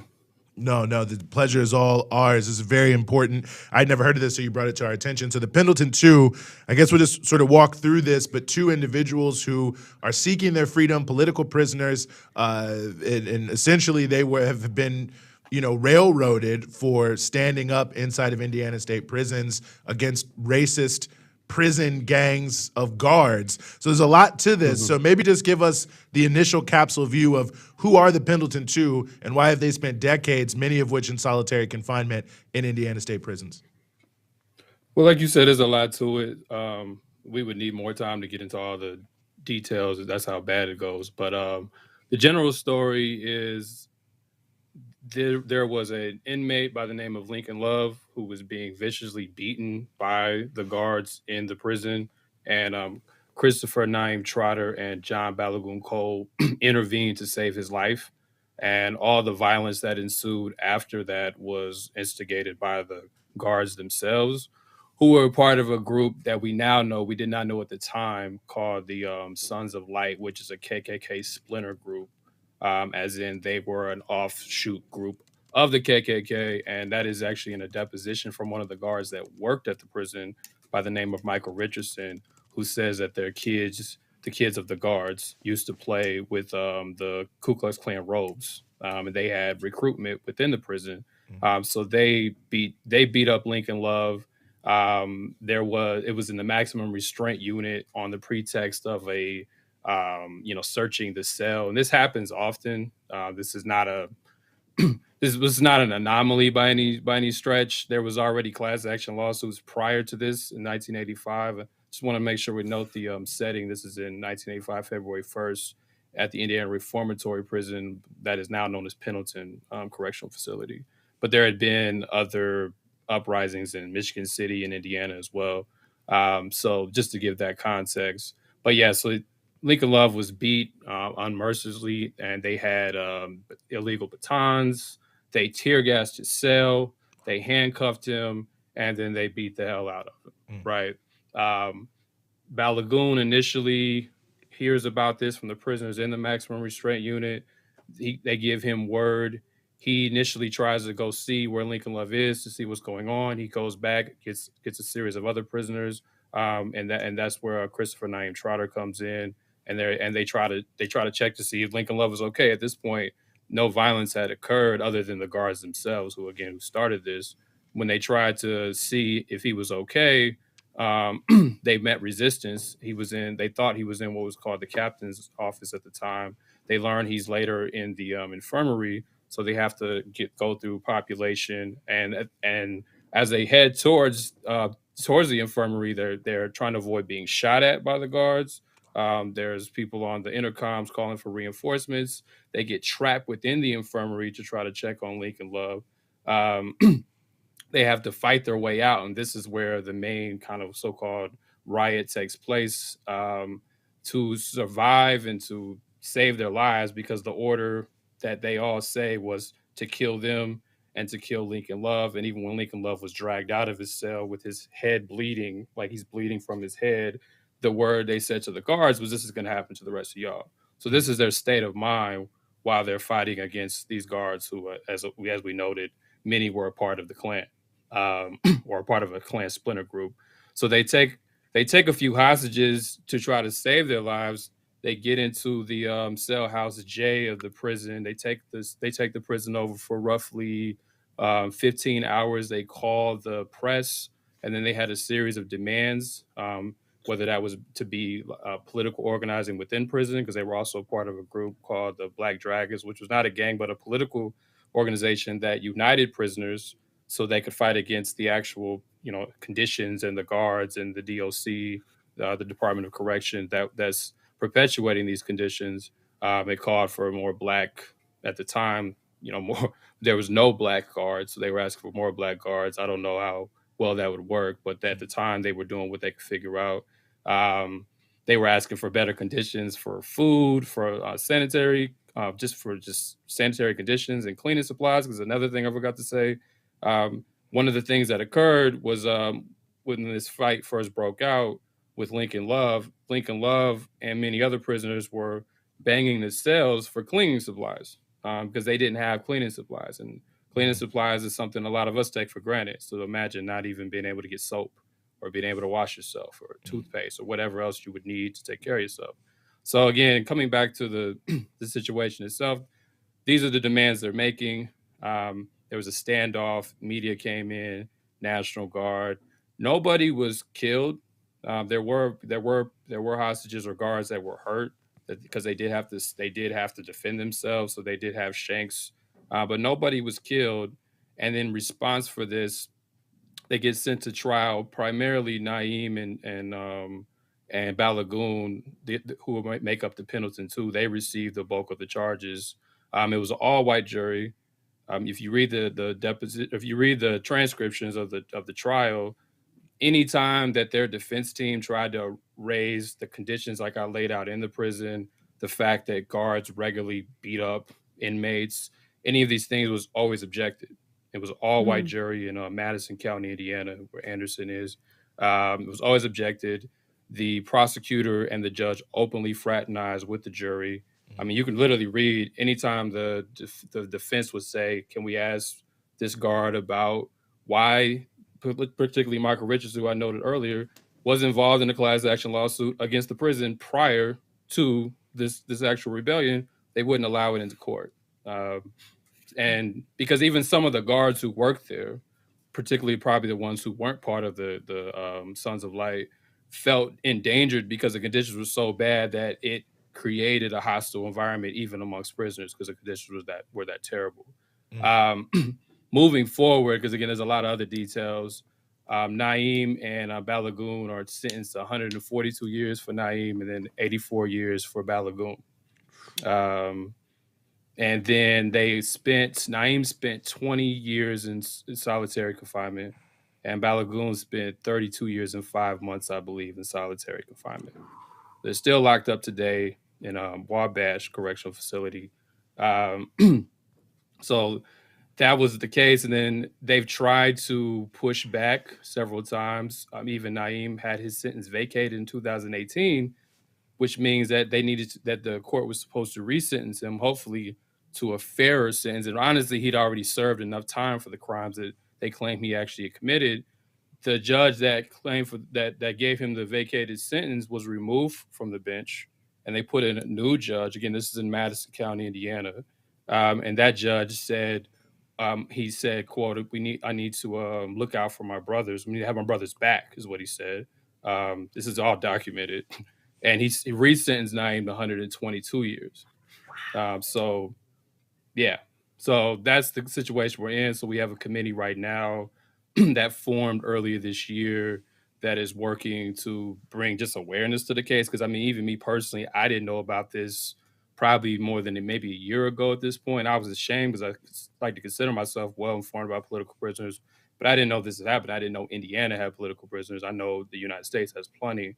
So we're working on just raising an awareness campaign and just trying to bring light, no pun intended, to the story itself. It's just so wild to me that these people protected somebody from literally being murdered by a prison guard branch of the KKK.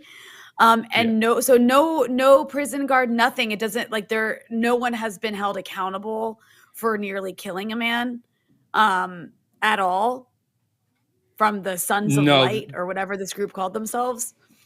There was one person that did go to prison for violating civil rights. The FBI investigated, which also it makes the fact that they're in prison this long so ridiculous, because someone actually did get in trouble for this. And like I said, there were several lawsuits. Now, we've never had any expose of the Sons of Light at all. That's one of our demands, actually, is for a federal investigation into the Sons of Light. But other than that, no. And just for the record, Lincoln Love did survive. They did successfully save his life. But unfortunately, in 2020, Lincoln Love passed away from COVID, or what we just call medical neglect, if anyone knows the situation of COVID in prison. So I just want to put that on record as well. So now I think that's crucially important, the medical neglect element in it. And it, just brings me to, one other element of, I maybe can guess to some degree what it is, but I mean, could you talk a little bit about the conditions that the Pendleton Two have been held in? I mean, the solitary confinement, the state of it, because I feel, not only did that sort of spark the whole incident, but I always feel in these sorts of situations, it's par for the course that when you're a political prisoner, they go above and beyond to try to make your situation intolerable. Yeah, certainly. So even since I've been involved, and I have not been involved for that long as I noted, I want to shout out IDOC Watch, who's been involved in this much longer and informed me about this as well as the other comrades. But even as the time the committee has started, we've had several situations that have happened just to those two, and it was basically just neglect. Like Balagoon had a medical incident that was an emergency, actually had a tumor, and we could not get any notification on what was going on. And we had to do a phone zap. For people who don't know what a phone zap is, that's when you rally or mobilize a bunch of people to call the prison and demand that the family is given information. We had to do a phone zap because, they weren't telling us anything. Now, thankfully, eventually he was able to get the surgery and, proceed, and he's still here with us, thankfully. But, this is just regularly the kind of conditions that they've had to experience. Indiana built what's called SHU units, security housing units, and that is just simply more solitary confining units. And they built those units in the early 90s in response, and I got to give credit to Shaka Shakur, another political prisoner, for putting me onto this.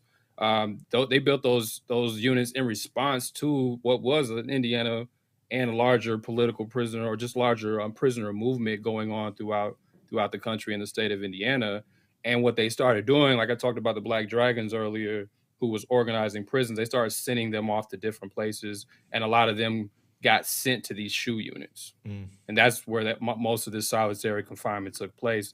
So they built up SHU units to create a more, intolerable environment for prisoners to sit in. And Indiana itself, to my knowledge, has the most long-term sentences of any state in the country, right? Wow. Or the colony. So it has the most. So it's a state where people are locked up. There's just a lot of aging prisoners. So even if you agreed with that they were wrong in what they did, for the record, in our committee does not. But even if you agreed with that, it would still make sense to release them just simply off compassionate release, off the fact that these are just older gentlemen, And I also, one more point, just to speak to their character. I was just talking with Naeem he just wrote me a few weeks ago, and both of these gentlemen are still actively involved in these causes. They have not lost their faith. They have not lost their, sense of revolutionary vigor. Naeem is trying to expose the medical neglect that goes on in prison, and was telling me about the various ways that he's watched people die and how he wants to bring light to that. Balagoon, after he got his actual surgery, was trying to fight for rights while he was in the infirmary for other prisoners right after he got out of surgery. Some of us told him to calm down because we wanted him to survive. He's like, I still have to fight. So these are very noble gentlemen as well, who definitely are still involved. And if anyone wants to listen on Black Myths podcast, we did interview both of them. But I just want to speak to their character as well, not out of the sense of trying to appeal to any kind of innocence, but just to show people that the state has not broken them. Yeah, no, that's incredible, especially considering you mentioned the amount of time they spent in solitary confinement, one of them 32 years. I mean, if anybody's ever read about what solitary confinement does to the mind, I mean, the fact that they're still mentally even there after that long, literally spent isolated like that, is just speaks to a level of mental resilience on top of everything else. Yes. But what is it that your organization is doing to try to get them released? What is it that other people can do who are watching this and who are, I'm sure, as horrified as I am to hear this story and to know that this is happening to people for basically defending another person's life from, again, the KKK? It can't be reiterated enough. Yeah. But what is it that people, what is it that your organization is doing? And then what is it that other people can do to join in the effort? Well, I mean, the first thing anybody listening can do is sign our petitions or our letters. If you go on Twitter under simply just Free the Pendleton Two or the Pendleton Two at the Pendleton Two, you can click on the link tree and please sign the petition that goes to the judge and the judge, the prosecutor, and the governor. It's understated sometimes because we print these letters out. It's understated sometimes how much simply just flooding an office with letters and support and letting them know that there's people out there that care about them, how much that can create pressure. We don't think that that's the only thing that needs to happen, but for people listening, particularly folks who don't live in the state of Indiana, please do that. Hopefully that link is also in the chat or that can be shared. But again, go to the Pendleton Two Twitter and click on the link tree, and at the very top is the link that you can click on. And you don't have to write the letter; you just simply fill it out. It's a Google form, so it's very easy. Doesn't take that much time, but every letter counts. Obviously, just create awareness about the story. For us ourselves, we're working on multiple fronts. On the legal front, we're trying different things at different angles. But really, what we're trying to do is build a mass movement, because it's not going to be enough to simply just fight the courts. I think the courts have demonstrated that there's not much that's going to happen there. So we need bodies. We need people involved. So we're working across different coalitions, whether that be with churches, whether that be with local organizations, even if they don't always ideologically align with everything that we may believe. We're just trying to, bring people together so we can, storm this on multiple fronts, whether that's direct action, whether that's holding, whether that's on the legal front, whether that's, bum rushing the courthouse, in a nonviolent way for anyone who wants to try to indict me for that. Whatever we can do, that's, that we're trying to build on multiple fronts. So if you are in Indiana or in the Midwest, please contact me, please DM me. I will link you in, and we can start to begin talking on anything you'd like to be involved in. Right on. Well, Black, we appreciate you joining us, and we appreciate you bringing this to our attention, and we'll continue to follow it as things move forward with the Pendleton Two. But once again, thanks for giving us some of your time here on the Freedom Side. Thank you. Thank you. Yeah, I mean, I definitely shout out to Two Black, shout out to Black Mess Podcast. They brought this to our attention about a week ago. I had never heard of this. I was like, this is wild. I mean, this is a story that people need to know. So at the Pendleton Two on Twitter, at the Pendleton Two on Twitter, we'll of course continue to cover it and push forward. But yeah, I mean, I feel like we often say this, Rania, but these stories, it's just, maybe they're not surprising at a certain point, but they certainly are outrageous. This is completely outrageous. You have like a bunch of people being punished. You have two people being punished for their entire lives for defending, again, against the KKK. They prevented the KKK from murdering someone. Yeah. And as a result, they spent the rest of their lives in almost, in prison, a lot of it in solitary confinement, and they're still in prison now as elderly people. Like, what a... I have a lot of nasty words to say. Well, the Council of Europe once did a study that said anything more than 15 days in solitary confinement should be considered a form of torture. And we're talking about decades and decades of people. 32 years for one of them. Mm-hmm. Oh my God. It's just, I can't even, I don't know. No, I mean, it really is. Sometimes you don't even know what to say with some of these. But anyway, the Pendleton Two, we'll keep following it, and it's an important, I think, case, and I think very important to what we see, obviously, in the context of the Alabama prison strike that's been happening recently. Just a reminder of how much of a human rights violation the U.S. prison system of mass incarceration really is. Well, to switch gears here to the island of Puerto Rico, which, of course, is still recovering from natural disasters and man-made ones as well that sort of feed on the natural disasters, particularly in the wake of Hurricane Fiona. We are very honored to be joined by Demery Burgos, who is a member of the Solidarity Brigade of the West. Has been organizing around issues of aid and relief in Puerto Rico since Hurricane Maria. Also an art professor with the Pontifical Catholic University of Puerto Rico. Demery, thank you so much for being with us. Thank you so much for the invitation. Well, the honor is all ours. I think oftentimes with any big natural disaster, people hear that it happens, and then a couple weeks later, they don't know what's going on. What is the state of the island right now? I mean, are people still without power, without water, other things like that? Where do things stand in the wake of the hurricane? So I'm not sure if you hear me okay. Am I? Yeah. Mm-hmm. Yeah, we can hear you. Thank you. The island has become slightly polarized. Our side of the island still has a lot of communities without electricity and without running water. The metropolitan area, I hear, is pretty much back to normal. And of course, as it happens up north, the countryside, the mountains, the coastal area, the Black and brown, largely communities, have been forgotten by the metropolis and definitely by the empire as well. We're struggling for sure, and have a lot of elders over here that have medical conditions that have been worsened by the instability of our electrical system. That after Maria, and I have to say, a lot of people from the US think that, wow, after all the money that we've sent you, well, the reality is that they've been promises. Puerto Rico has received less than 5% of what was promised after Maria. And I would say 95% of that has gone back up north to private contracting organizations. Has not stayed here in Puerto Rico. We have been forced by FEMA to privatize our electrical company, and our electrical company was far from great before Hurricane Maria. but has gotten so much worse after Maria. And a lot of it has to do with the inexpertise and the lack of experience and the, to be quite frank, the ignorance that foreigners have towards our topography and our geography.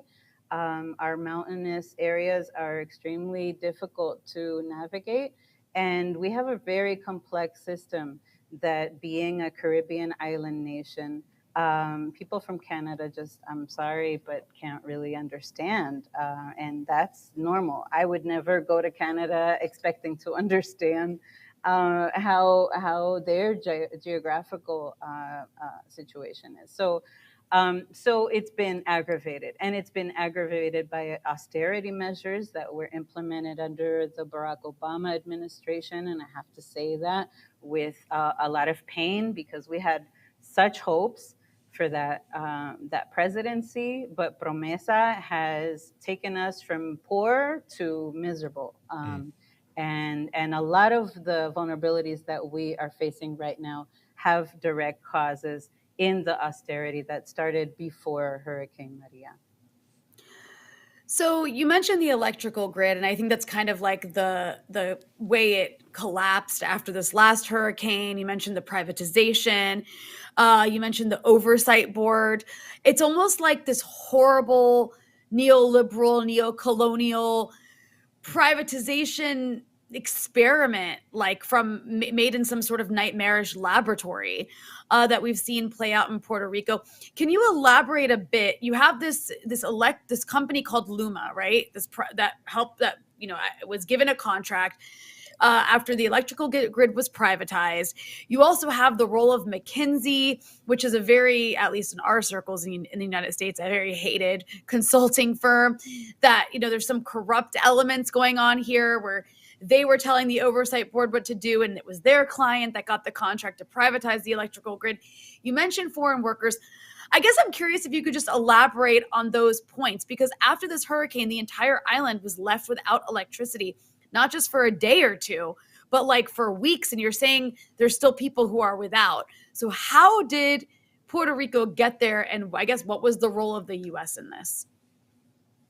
Big question. So I don't think we have time to go into 520 some odd years of colonialism, but I'll try to do my very best.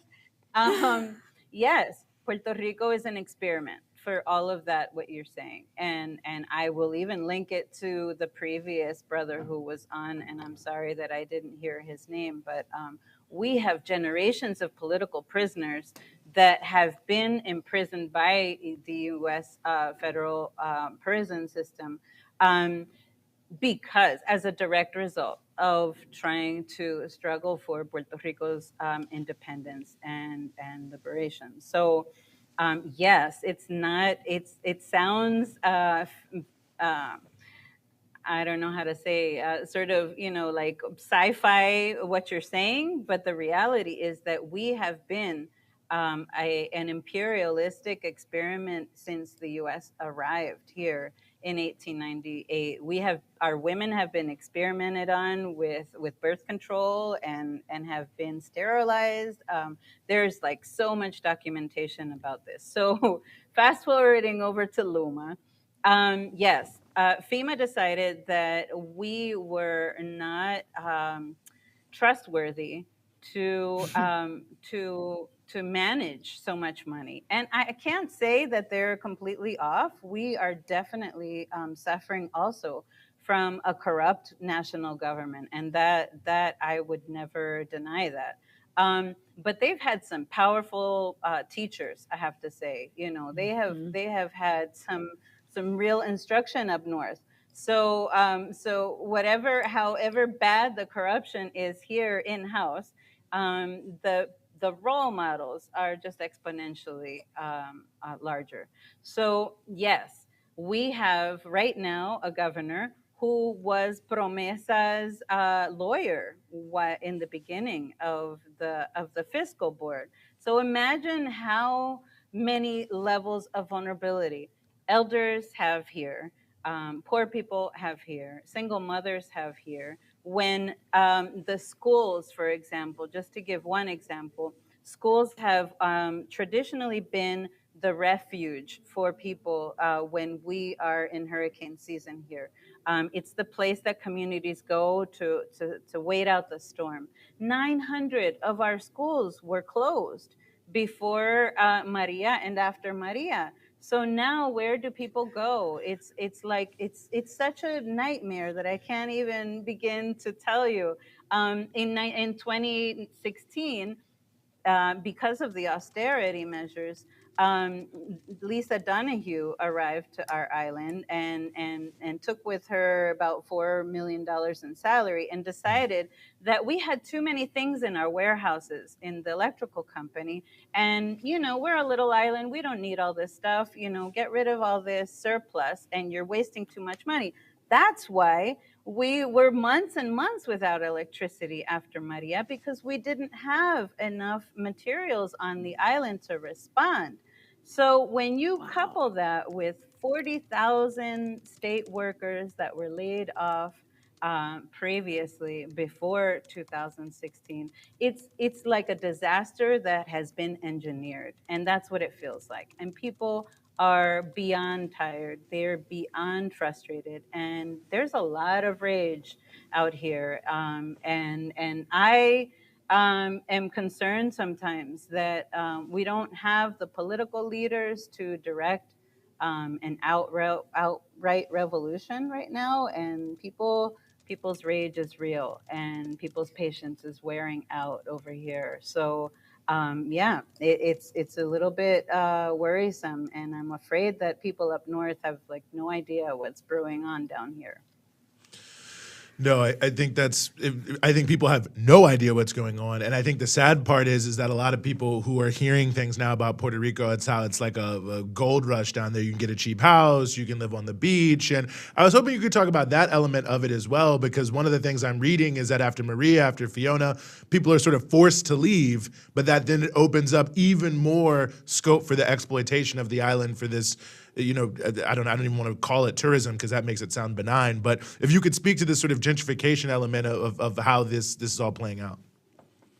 So I think that by United Nations definitions, we are facing population displacement and genocide over here is really how it's been defined. And that sounds really severe to say, because I don't want to be insensitive to people who are living a war, but that's what we're facing. It's a quiet war that has been going on for decades now.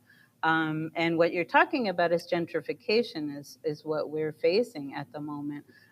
There are tons of communities, and especially on my side of the island, because I have to say objectively, it's the prettiest side of the island. It's the most beautiful side of the island, the Southwest. A lot of the communities are battling, are struggling to find housing because the houses that are vacant have been used for Airbnbs. And so then you add a housing crisis on top of everything else that we're going through, and it's really a disaster just in the midst. We are facing a lot of crypto millionaires and these hotshot, I'm sorry to say it, but white guys, because they are mostly white guys, coming and buying up just tons of land and tons of housing. We've had cases where these guys will come and they'll buy an apartment building and then throw everybody out.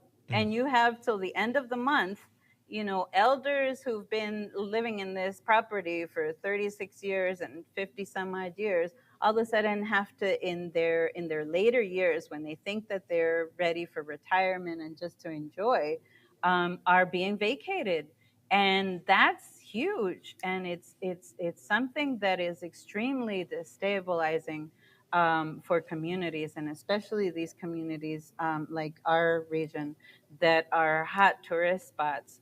And it's not that we're against tourism, but we're definitely in the midst of a climate crisis, and having an economy that is ever more dependent on that kind of exploitation just heightens our vulnerability all the more. Mm-hmm. Wow. But on the flip side, there are a lot of people who are doing the work that needs to get done, and there's a lot of organizing happening, grassroots organizing. I think that contrary to what we saw after Maria, people are putting their money into grassroots organizations that are on the ground and doing some incredibly beautiful mobilization and inspirational organizational work. So I have to be hopeful because there's nothing else. Yeah, no, I that hear you 100%. movement Sorry, is Ronnie, go gonna ahead. win at the end of the day. Well, I was just going to ask, moving off of that, what can those who are watching, who, I mean, aren't in Puerto Rico, do to help in the situation? And what direction would you point them to maybe try to find organizations that they, local organizations they can donate to, or anything else they might be able to do to advocate for the right side of things? There's a lot of information on social media. If people want to look into our organization, we're called Brigada Solidaria del Oeste, but there are so many other organizations, and we have also linked with a lot of them, so people can do some research. Taller Salud, Casa Pueblo. There are many different organizations that are doing some really important work on the ground, and I think that that's really the way to go. It's kind of a schizophrenic existence, because when you're on the ground, it's very powerful, the work that's being done. But we're also losing a lot of sleep. And like you said in the beginning, I'm supposed to be a college professor. My class is coming in any minute now. I was answering emails and connecting people for insulin purchase last night until 11:30 at night. In the morning, we woke up with some very extremely heartbreaking situations, and so we're tired. There's a lot of energy being put into to the real reconstruction work that is much more. It's much more profound than putting up roofs and putting up tarps. It's talking to people and making them aware of why we're vulnerable and how, being a Caribbean nation, we grow up learning how to prepare for hurricanes. This is not a natural disaster. This is a political disaster. And that is something that I think people up north need to understand. We can handle a Category 1 hurricane. We could handle a 4 and 5. It's not what you hope for, but children grow up here learning what to do. What you don't learn how to deal with is a medical system that's been collapsed and influxed by private companies and pharmaceutical companies that make our elders vulnerable. You don't learn how to deal with the veracity and the greed that comes from colonial exploitation. You don't know how to deal with gentrification. You don't learn about these things when you grow up. You learn how to deal with the hurricane, and we can deal with the hurricane. And if we had independence, we would have sister islands around us that are more than happy to help us the way we help other sister islands when they need us. But of course, our relationship with the United States is an exploitative relationship that makes that kind of solidarity amongst Caribbean nations virtually impossible. And that's what I think that the message needs to be, that Puerto Rico needs to gain its independence, and we need to be talking about reparations. Mm-hmm. No, absolutely. Well, obviously you've got a ton on your plate, so we really appreciate you joining us here, helping us demystify all of this and giving us some of your time here on the Freedom Side. Thank you. Thank you. Wow. Yeah. It's deep. I said that after every single segment today, and I know it sounds silly, but wow, I don't know what else to say. Wow, just wow. Yeah. And Yeah. I feel like we're about to have some more wow with We this are next. about to have some more Oh, wow, and God. I'll note that when Did I we go just into do our next another story, dad listen, thing? you're doing the best you can, Rania, I'm sure. We're about to have another wow, Rania Kalik, Breakthrough News. I know you're not at home, so you're doing the best you can in a new location. But we do want to turn to another important story, one that probably a lot of people have unfortunately heard of, and that's the case of Eric Cantu in San Antonio, Texas, in critical condition in the hospital after being shot by the police, 17 years old. I'll just warn people next, we do want to show a clip of what took place with him. This cop just ran up on him and shot him. He's in critical condition, but he's not dead yet, so we are hoping for the best for Eric. But we want to give people who maybe haven't seen it a little bit of a look of what happened here before we go to the clip, just to explain to people. This officer shows up to McDonald's. He is allegedly supposed to be doing something. He sees the car that Eric is in. He thinks that it's some sort of stolen car that he had seen the day before. There was some other issue. It was not a stolen car. He was completely wrong about this. But again, no involvement in the thing he was there for. He goes up, he opens the door, and you'll see what happens here. But ultimately, he ends up opening fire and critically wounding Eric. So let's see if we can get this clip up here, and then we're going to go to our next guest.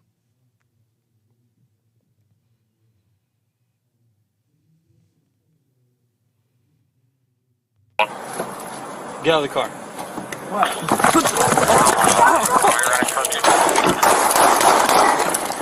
Shots fired! Shots fired! Shots fired!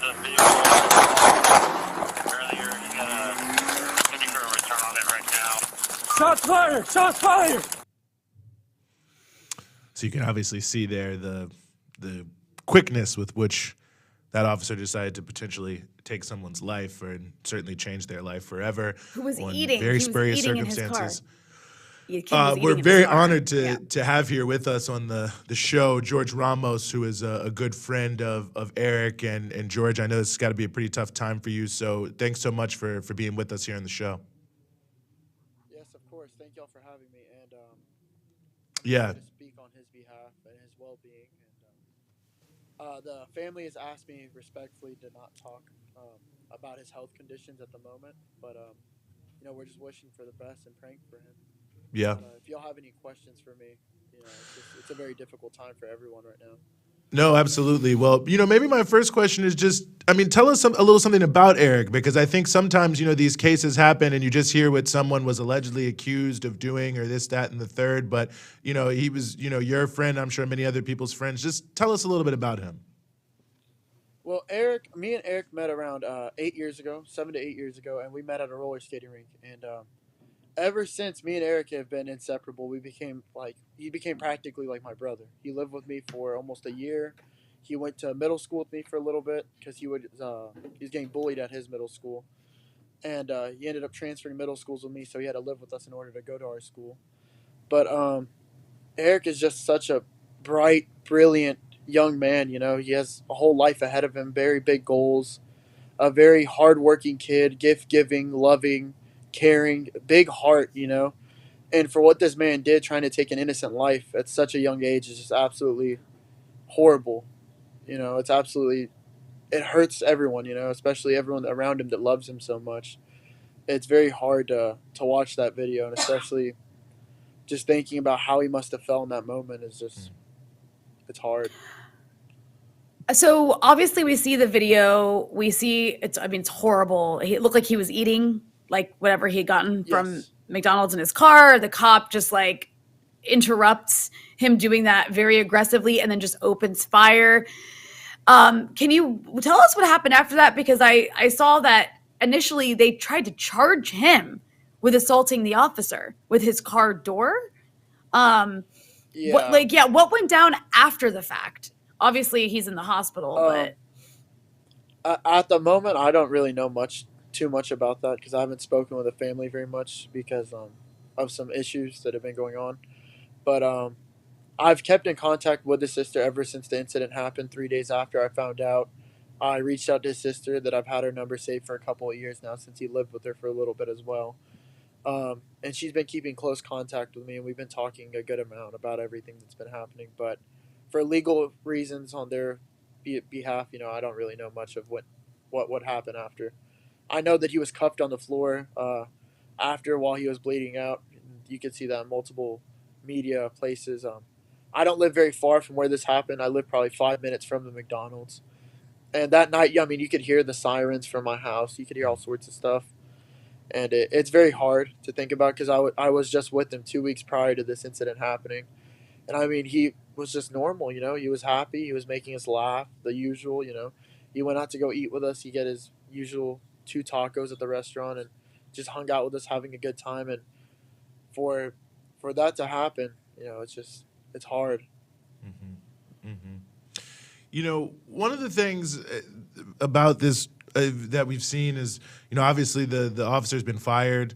He's been, charged with 2 counts of aggravated assault by a public servant, but he is out on bail. And I mean, I know it's a tough question, but I mean, I guess how are you feeling about the situation? I mean, I think obviously they're trying to make it appear as if they're trying to show a lot of accountability, but here he is out on $200,000 bail while the person he is, attacked is in the hospital. I personally believe that this is really wrong of them to do, especially putting a price tag on 2 young teenagers' heads. A life is not worth any sort of money. You can't bring back a life with any kind of money. And for them to even think that putting 100,000 on each one of their heads to get that man out is just absolutely, it's sickening to watch that happen. And for them to think that that's a reasonable amount for what that man tried doing and all the harm he has caused to and hurt he's caused to us and Eric's family and everyone, around Eric and the community, for this man to be free right now is just absolutely, it's scary, to have someone out here that has done that to such a young innocent teen. Who's going to be next? Who's going to be his next victim?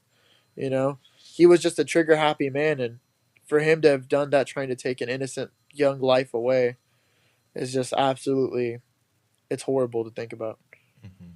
The fact that, as I mentioned before, initially the police had charged Eric with assaulting an officer with his car door. I'm not sure. I think maybe after this video came out or was released, is what kind of changed that. But all that said, I mean, how does it make you feel as like a young person in your community to have a police officer behave this way? I mean, the people who were constantly told supposed to, serve and protect. And Yes. in this case, the opposite happened. And it seemed like initially, his department or his fellow officers were participating in covering for him by pursuing charges against your friend. Yes.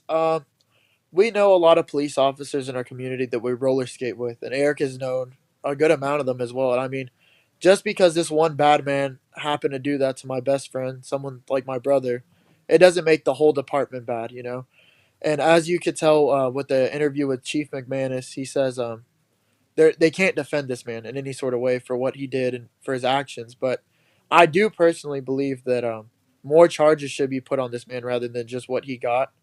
And especially for him to have a bond set at that price is just, it's absolutely ridiculous. And it's just hard to think about, I'm not going to be scared of the cops after this situation. Yes, it's hard, but, just because it's one bad apple doesn't make them all bad, And it's hard to think about. It really is. Mm-hmm, mm-hmm. Well, I'll just ask you this, George, and we really appreciate you joining us. I know this is tough, but if there's just anything else you want to say or you want to be heard from you or your friends or others about how you're feeling about this situation that you hope people watching from around the country, know about. Yes, of course. At the moment, it's just I care about my friend's well-being and his health the most. And that's all I really care about, That's like the most important thing. That's what really comes down to is him making it through this, and pulling through and having the whole world on his side and being able to pray for him and give him the strength and the good energy that he needs right now to pull through this. He's a strong kid, and we're hoping for the best and that he's going to make it through. But at the moment, there's a lot of fake news going on about him. And it's really hard, and I'm trying to speak up because people are trying to paint a bad image about him, and it's really hurtful, especially for people to even try to defend this officer for his wrong actions, and this officer needs to be able to be held accountable for his actions, you know. And like I said, it's just the family wants me to respect some of the wishes they've asked for, and I've done so, but I feel like some things I'm being silenced, and I want to be able to speak up for my friend and tell the truth about him. You know, I want to be able to scream the truth louder than the lies can be screamed. And it's hard to do that when, you know, they're asking for me to not say some things, but because I've known him probably best out of anyone. I've known him for even those couple 8 years he was with us for so long, and we've interacted so many times, and it's just so hard to believe this happened, you know. And for such a great kid that's so spiritually fit and, you know, loves to give back to everyone, you know, it's really hard to think that this is really happening right now. Yeah, no, I'm sure it must be like a nightmare. And I'll tell you, I really appreciate you being willing to speak up, George. And I know you got a lot going on and it's a tough time. And I just appreciate you working with us and joining us here. But we'll keep following this story and, you know, keep letting people know what the truth is, because we also want to get really to the heart of the matter here on this one. But George Ramos, best friend of Eric Cantu, thank you so much for joining us here on the Freedom Side. Of course. Thank you. I appreciate it. Mm-hmm. Terrible situation. 17 years old. Really? Eating a hamburger in a parking lot and some guy just guns you down. I mean, it's unbelievable. And I think the fake news piece is so important, because the reality is the way this story was spread was that the cop thought it was a stolen car, some issue with registration, blah, blah, blah, blah, blah, blah. It was not a stolen car, but they've still created this perception that, you know, this kid has gotten some stolen car on a joyride and that, you know, he's trying to hurt I mean, you mentioned it hurt the officer, but I mean, someone just randomly opens a door, pulls a gun on you, you have no idea what's going on. I don't know. Everything that happens in the video seems like it makes total sense to me. I want to repeat that they charged the teenager. They initially charged the teenager. With assaulting a police officer with his car door. Yeah. I mean, after this guy shot him 10 times or more and put him in the hospital, and now he's in critical condition. I mean, it's completely outrageous. And, you know, I went down this rabbit hole. And when I first saw this video, it was whoever had tweeted it or retweeted the video had then done a whole thread of just wild videos. There was another video in the thread of a school resource officer, they call them, which is the police officers they place in schools now under the justification of school shootings, who slammed a kid's skull into the floor because he had gotten caught skipping class. I mean, so even if the car was stolen, which it wasn't, we know it wasn't a stolen car, but let's say it was stolen, or even this kid was skipping class, what is wrong with these police officers that they go to, I must kill you? It's just the penalty for these things insane. Is not death. And when you watch the video, how could you have possibly felt endangered? I mean, by the time he opens fire, there's literally no danger at all. I mean, it's just the mentality. And he does it again.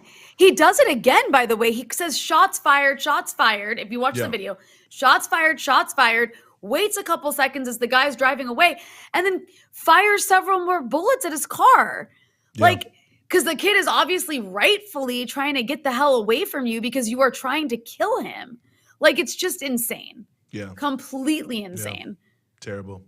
Well, we'll keep following it as we'll keep following all the stories that we laid out here today on the Freedom Side, and keep bringing you as much as we can. But that'll bring us to the end of our show here today. As you can see on the screen below me, you can go to patreon.com/breakthrough-news, patreon.com/breakthrough-news. You can become a patron. Shout out to all of our patrons for your patronage. Shout out to everybody who donated today. Don't forget, you should hit the subscribe button so that you are subscribed to our channel here on YouTube, and hit the bell so that you get the alerts to all of our new content, including dispatches from Rania Khalek. Lots of great stuff coming up in that file, if you will. But I guess this will bring us to a close, as we always are. This time, we won't leave you hanging for 4 weeks. We will be back with you next Thursday, Rania and I here on the Freedom Side. And shout out to David for helping us on the back end today. Thank you, David.